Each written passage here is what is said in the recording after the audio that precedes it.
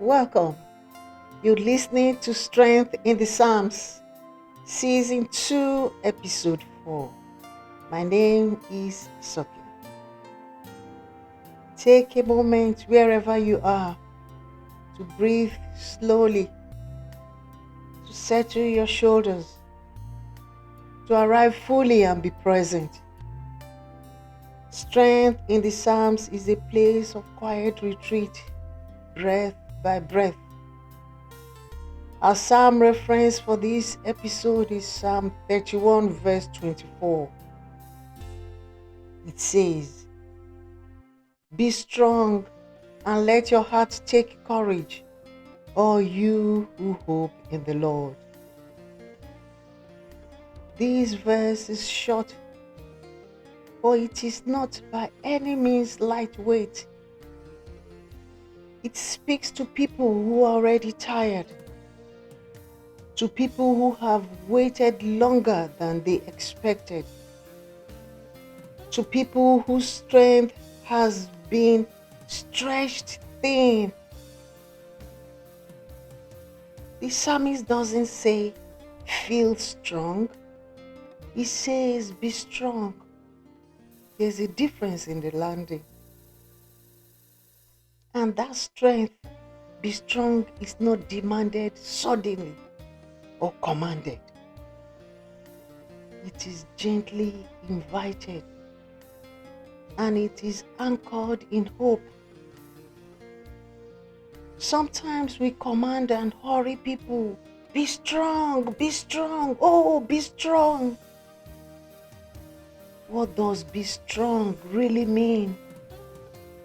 Because I heard it a lot when I experienced great grief not too long ago.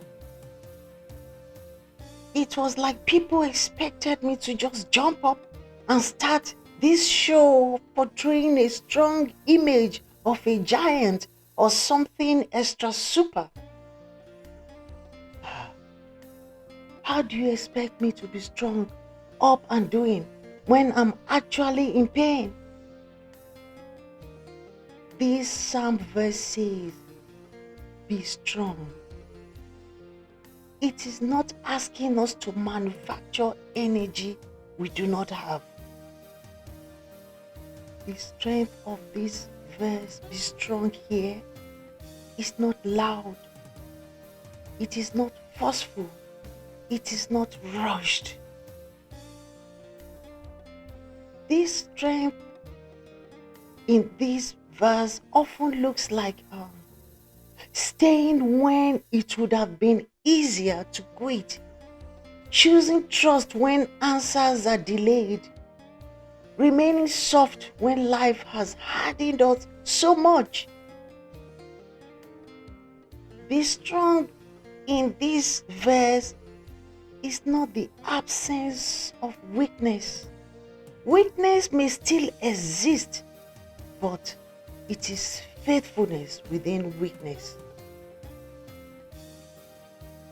The psalm further says, "Let your heart take courage." Let's notice something important here. The psalmist does not say, "Make your heart courageous." It says, "Let your heart take courage." That tells us something beautiful and so embracing and comforting. Courage is not something we grab or purchase with money or credit cards, or even obtain with clenched fists. It is something we allow. The heart takes courage when it is given permission and allowance to rest in God. Sometimes our hearts are tired because they have been fighting battles forever. Who is this psalm really speaking to? Is this psalm verse for me or for you? Is this psalm for a big business entrepreneur, a hardworking father or mother, a brilliant, successful captain of industry, persons in their 20s, 30s, or 40s.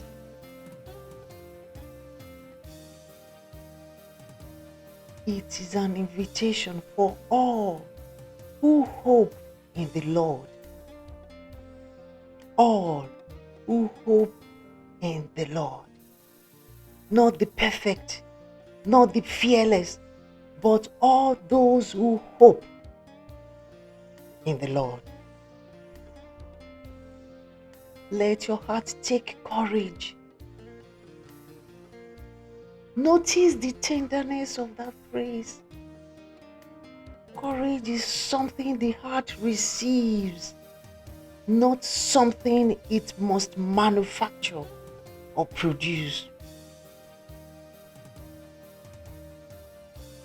Hope is not wishful thinking. It is a quiet decision to trust God's character and nature, even when outcomes remain unclear. If you're still hoping, even faintly, this verse is for you. Psalm 31 verse 24, be strong and let your heart take courage. All you who hope in the Lord is saying, strength is still available. Courage can still rise.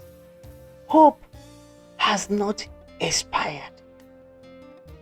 Hope has no expiration date, thank God. Waiting does not mean you are left behind.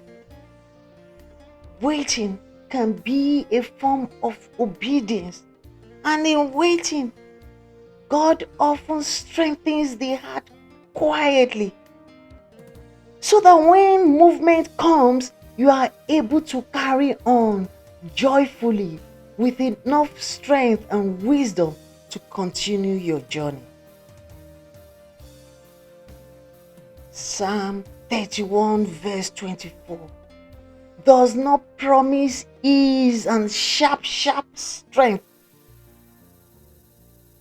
but it promises support.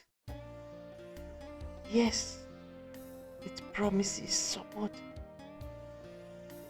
You may not feel strong yet, but you are being strengthened quietly, gently. You may not feel courageous yet, but your heart is learning how to rest again. Rest. And that is not small progress.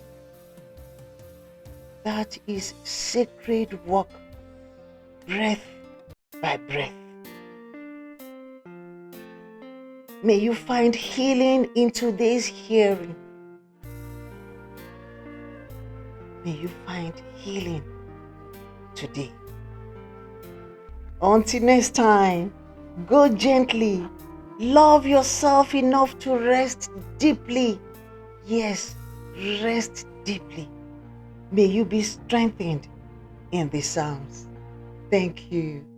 It's bye for now.